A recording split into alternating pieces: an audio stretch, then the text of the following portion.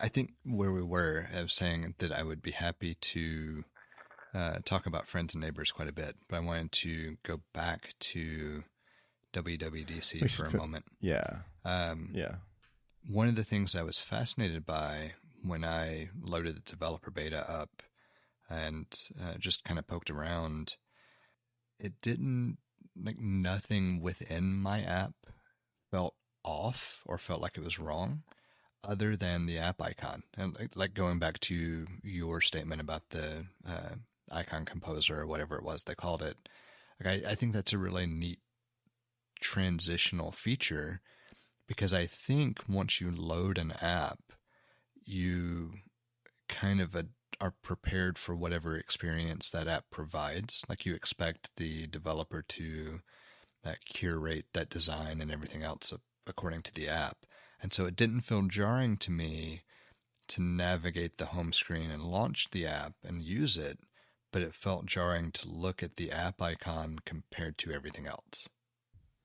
Yeah, I think that's going to be a thing. Like if the app icon isn't updated to match, it's gonna be. I have some mixed feelings about this that I'm gonna talk about, but I think the composer is going to be really important. Um, just because it once you're in the app, it's the app takes over the screen, so it's going to do what the app does, and so if there is something that lends itself to using the new design, it will, and if it doesn't, then there's a reason for that. For good, with the good design. So, but yeah, I can totally see that the app icon is going to be more jarring than the app itself, depending on the nature of the app. I did also immediately find one bug, but we'll come back to that. In your app? Yeah. Okay. What I was thinking is, it's like one of the things that I dislike about, I think it was, what are we on? Sequoia, and then before that was somewhere in California. Anyway, I think it was either this, it was an OS or two ago that they made all the icons, all the system icons became squircles. And then a lot of people followed suit and made their icons squircles as well. And I dislike that. I liked the variety of icons. I think BB Edit still has their old icon, and I like that they do that. It fits, but it is a squircle. Anyway, I kind of miss that icons are not all the whimsical nature of icons, if you will. Yeah. I think TextMate is still a non-squircle icon. I've got too many text editors. Can you have too many text editors? No. I have a lot of text editors, and I use them for different things. But I like I do like the whimsical nature of icons, and I hope that can come back. I don't entirely mind that all of Apple's icons are squircles, but I do a little bit mind. But if they could make this, if you could use the icon composer to be something where it doesn't have to be a squircle, but still use the liquid glass, I think that would be awesome. I would really enjoy that. I don't know why this is so important to me. I do think it opens the door to more creative expression in app icons if developers or designers choose to take advantage of it, just based on the kind of initial glance that I saw.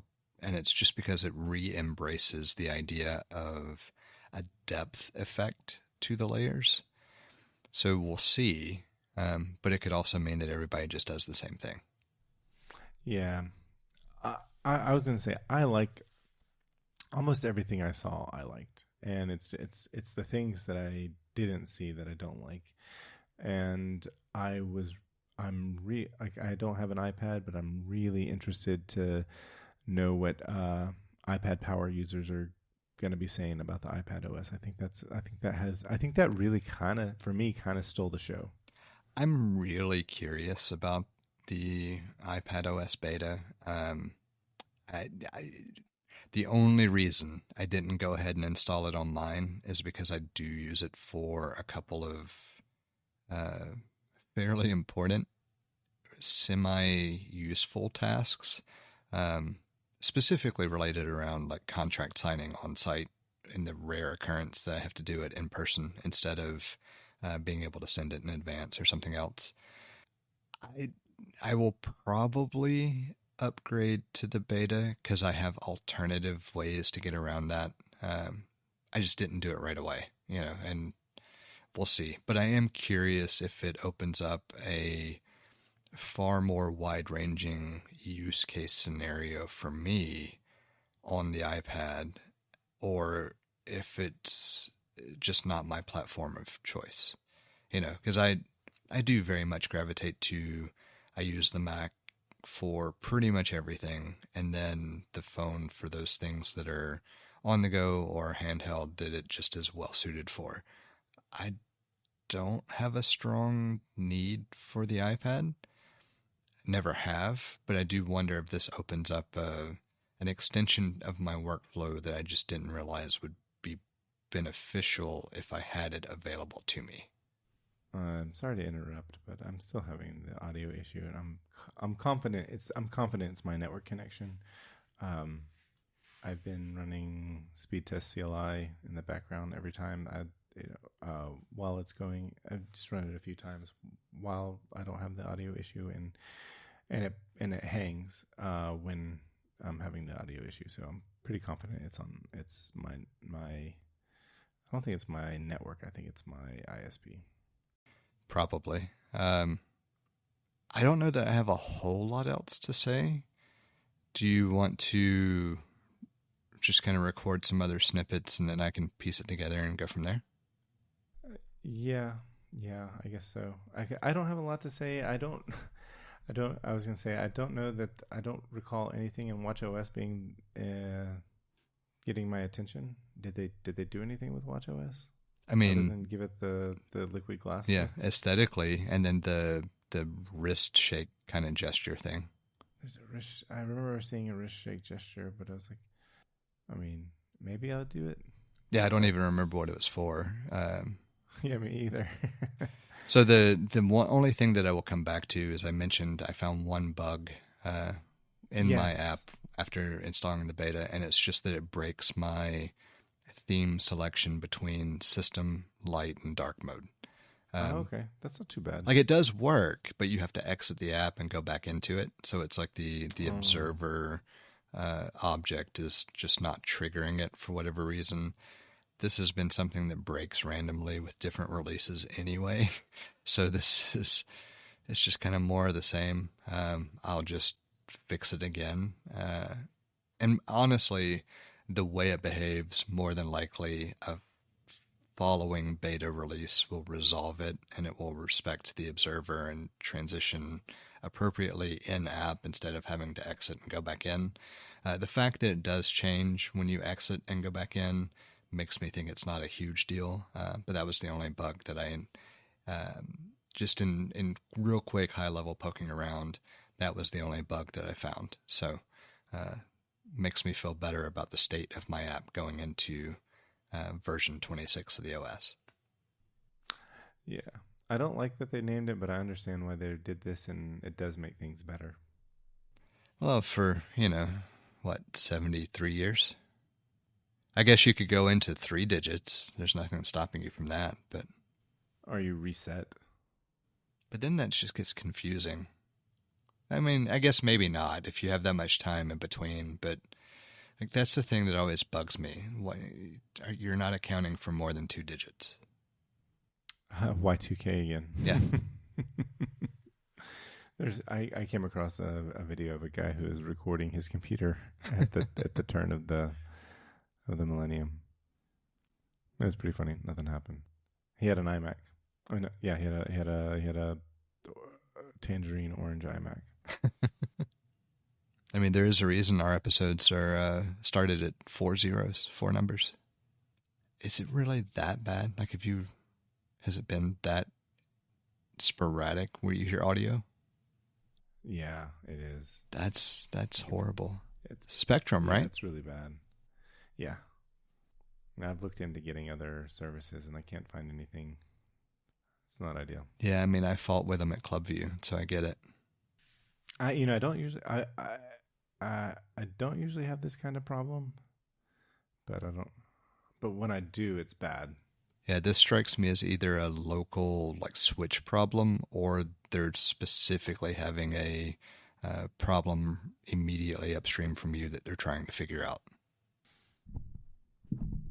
I do know that, and I hope I didn't interrupt you, but I do know that after the rain that we've had the last few days, like a lot of things there's been a lot of infrastructure issues around my neighborhood. Like there was one street light that was entirely out, like nothing. And then there was one where just the green lights were out, and that was weird.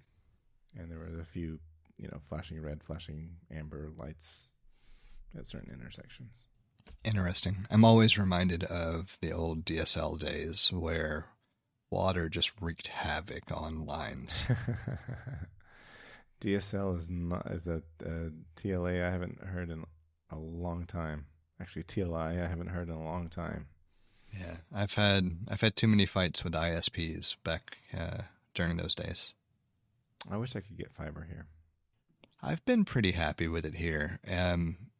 When we have severe enough weather, there can be moments of issues, but that's because everything here is above ground.